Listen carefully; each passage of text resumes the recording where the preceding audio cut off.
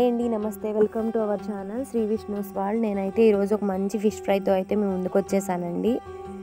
చూస్తున్నారు కదా, నేనైతే ఫిష్ని ఇలా క్లీన్ చేసి పెట్టుకున్నాను.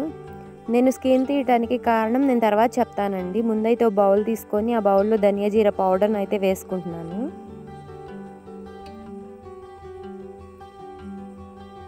ఇది నేను ఫ్రెష్గా ఫ్రై చేసి దంచుకున్నానండి, అదే వేసుకుంటున్నాను. ఎప్పుడైనా ఇలాంటి చికెను, మటను, ఫిష్, ప్రాన్స్ ఇలాంటి వాటికి ఫ్రెష్గా దంచి తీసుకున్నవే వాడుకోవాలి. అల్లం వెల్లుల్లి పేస్ట్ని కూడా నేను ఇప్పుడే రెడీ చేసి పెట్టుకున్నాను. ఇదైతే నిల్వ ఉన్నది కాదండి, అందుకే చెప్తున్నాను. నేను 1.5 స్పూన్ తీసుకున్నాను, నా దగ్గర ఉన్న ఫిష్లకి సరిపోయేటట్టు. నెక్స్ట్ అయితే సాల్ట్ తీసుకుంటున్నానండి. 1 స్పూన్ సాల్ట్ తీసుకుంటున్నాను.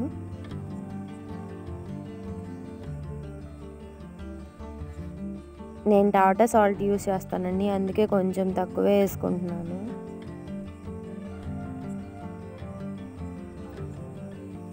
నెక్స్ట్ అయితే 2 స్పూన్స్ కారం తీసుకుంటున్నాను.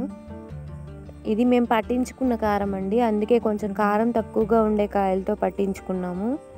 కారం ఎక్కువగా ఉన్నవాళ్ళు కొంచెమే వేసుకోండి కారాన్ని, లేదంటే బాగా మంటగా ఉంటుంది. దీంట్లో ఇప్పుడు కొంచెం పసుపు అయితే వేసుకుంటున్నాను. పసుపు కూడా మేము ఆడించుకున్న పసుపే వాడతాము ఇంట్లో, అందుకే కొద్దిగానే వేసుకుంటున్నాను. ఆర్గానిక్ పసుపు. ఇది అయితే మంచి కలర్ వస్తుందండి. ఇందాక చెప్పాను కదా నేను ఫిష్ మీద స్కిన్ ఎందుకు తీసేసాము అనేది. స్కిన్ అనేది తీయకపోతే అది ఆయిల్లో వేయగానే చిటమని అవి ఆయిల్ అంతా మీద పడిపోతుందండి. అందుకే స్కిన్ తీసుకోవాలి ఎప్పుడైనా. స్కిన్ తీసుకోకపోతే ఫిష్ ఫ్రైతో చాలా ప్రాబ్లం అయిపోతుంది, ఆయిల్ అంతా మీద పడి. ఆయిల్తో ఇలా మిక్స్ చేసి పెట్టుకున్నాను కదా, అదంతా ఫిష్కి పట్టిస్తున్నాను. నేను ఘాట్లు కూడా పెట్టుకున్నానండి ఫిష్కి, అప్పుడే మసాలా అంతా బాగా పట్టేస్తుంది.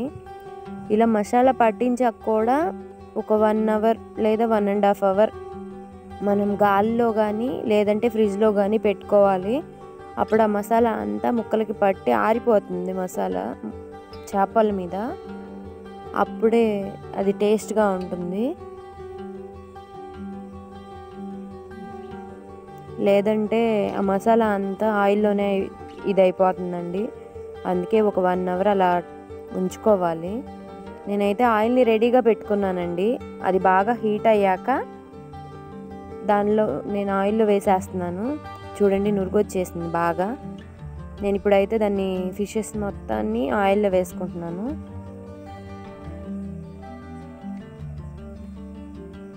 బాగా నురుగు వచ్చే వరకు ఉంచాలి, లేదంటే ఫిష్ సరిగ్గా ఫ్రై అవ్వదు, లేదా ముక్కలుగా విరిగిపోతుంది. వేయగానే కదిలియకూడదండి ఎప్పుడు కూడా ఫిష్ ఫ్రై అనేది. అది కొంచెం ముక్క గట్టిపడే వరకు వదిలేయాలి. గట్టిపడిన తర్వాతే మనం రివర్స్ చేయాలి, అప్పుడే అది పర్ఫెక్ట్గా వేగుతుంది. నేను ఇది ఇంత కేర్గా ఎందుకు చెప్తున్నానంటే, నేను ఈరోజు చేసిన మిస్టేక్ అదే. నేను ముందుగానే కదిలించాను, అందుకే కొంచెం డ్యామేజ్ అయింది ఫిష్కి.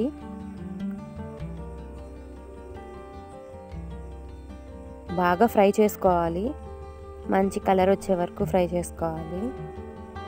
నేను నెక్స్ట్ టైం ఇంకొక వేలో కూడా ఫ్రై చెప్తానండి, ఈజీ మెథడ్లో. చూడండి, ఇలా ఫ్రై అయింది. నేను ఇందాక చెప్పాను కదా ఇవాళ నేను మిస్టేక్ చేశానని. నేను ముందుగానే కదల్చడం వల్ల చేప మీద ఉన్న కండ మొత్తం పోయింది, అందుకే నేను ముందుగానే చెప్పాను కదిలించొద్దు అని.